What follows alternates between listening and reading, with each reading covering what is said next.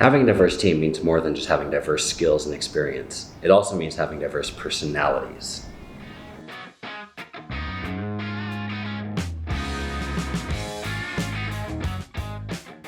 Today I'm recording this from the WeWork co-working space in the University District of Seattle, Washington. It's a beautiful day. It is 2 days before Christmas and the sun is out, the sun is shining, and I am taking full advantage of that to get out of the house and to go somewhere with a beautiful view where I can see downtown Seattle in the full sunlight.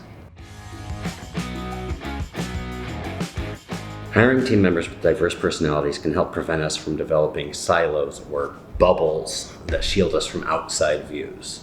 Furthermore, by being aware of this and encouraging diverse viewpoints, we begin to foster trust in our teams. So let's discuss. I've talked a lot about self-awareness. We've discussed the power of identifying our strengths and weaknesses and how to thereafter comport ourselves with confident humility, or humble confidence, if you prefer.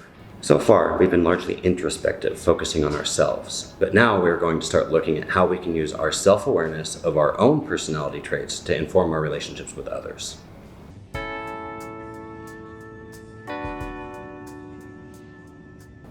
Hire to fill personality gaps. The standard advice is to hire people that fill gaps on your teams, but usually we're talking about skills gaps. For example, everybody on your teams is an expert with Microsoft Project, but nobody has experience with Excel.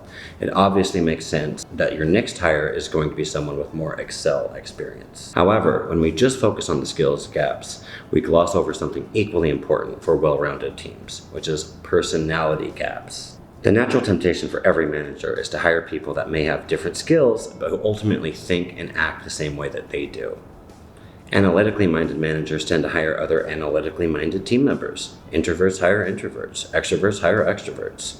People love to hire alumni from the same college that they went to. There are certainly advantages to having a homogeneous team of people that all think alike. There will surely be much less debate. Decisions are going to get made much more efficiently.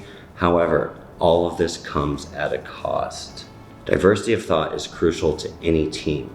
Managers who only hire like-minded people are robbing themselves of being exposed to new viewpoints and ideas that could lead to the next big success story. We need to make sure to hire a diverse team and to foster an environment that encourages diversity of thought. Get out of your bubble.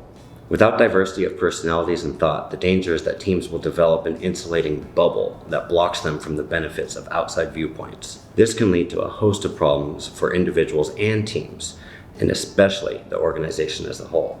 At the team level, it leads to confirmation bias and myopic planning. At the organizational level, it leads to misaligned expectations across all departments, and it decreases cross-departmental efficiencies.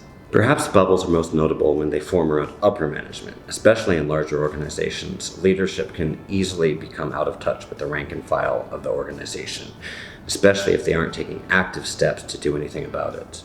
However, it is not exclusive to the C-suite. Especially in larger organizations, and especially when teams are all working remotely from each other, it is not uncommon for teams at all levels to develop a bubble around themselves.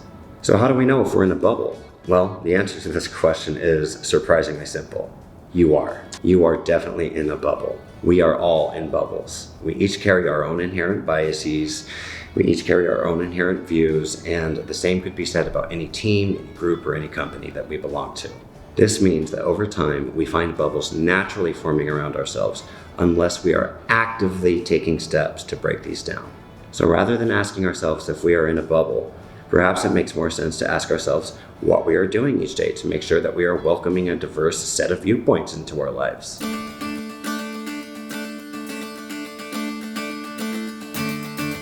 The next challenge that we face once we invite all of these crazy differing personalities into our lives is to learn how to deal with all of the differing and sometimes conflicting viewpoints. Furthermore, we need to learn how to trust our team members, even in some cases where we don't fully agree with them, especially in some cases where we don't fully agree with them.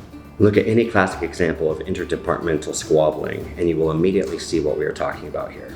Although everybody is working towards the same goal, which is presumably hitting profitability targets, there are now differing opinions on how to do it. Sales wants to invest more into leads generation. Production wants to invest more into user experience testing. Finance never wants to invest anything into anything. Everybody has a different plan. The trick here is to make sure that you trust your team members to make the right decisions to do their respective jobs. This means that we trust the marketing team's decisions about lead generation. We trust the operation team's decisions about quality control. We trust the leadership team's decisions about overall strategy and leadership of the organization. Note that you don't have to agree with these decisions. In fact, I hope that you don't agree with a lot of these decisions. If you find yourself agreeing with every single decision made in your company, then this is a strong indication that your organization needs some more diversity of thought. For example, as a project manager, I may not agree with the sales team's insistence that I run quarterly business reviews with my clients. I may think of it as a distraction. It might not add any value to the process. The time that I spend on it could be better spent elsewhere, like delivering my projects. However, I also know that the sales team is good at their job. They wouldn't be doing this if they didn't have a good reason to do so. So in this case, the best thing I can do is to trust that my team members know what they're doing and support them in any way that I can, even though I may not fully understand or agree with their ideas. So I run quarterly business reviews. You are probably wrong. Trust your teammates. Let's wrap it up here, shall we? The importance of having a team with diverse skill sets is clear. Always has been. The importance of having diverse personalities, on the other hand, has been tragically underrated. Let's change that.